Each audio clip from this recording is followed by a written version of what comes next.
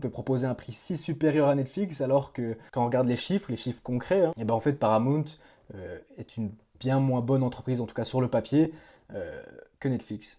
En fait, ce qu'il faut comprendre, c'est que le PDG de Paramount, c'est David Ellison.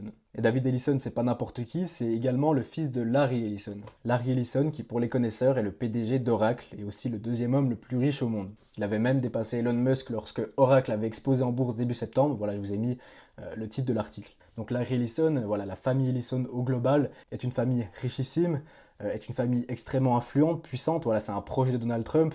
Il l'a largement soutenu pendant sa campagne. Voilà, d'ailleurs, je vous ai mis cette déclaration tirée de Reuters.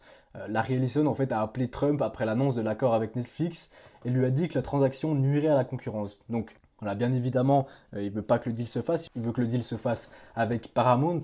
Paramount, la société de son fils. Voilà, Larry a tout intérêt à ce que ça soit Paramount qui remporte le deal. Et donc, on voit qu'il n'hésite pas à faire marcher son influence et faire marcher ses contacts, c'est-à-dire son ami Donald Trump. Et donc Larry Ellison et donc la famille Ellison au complet a déclaré se porter garant du deal. En fait, ils soutiennent Paramount et ils participent au financement.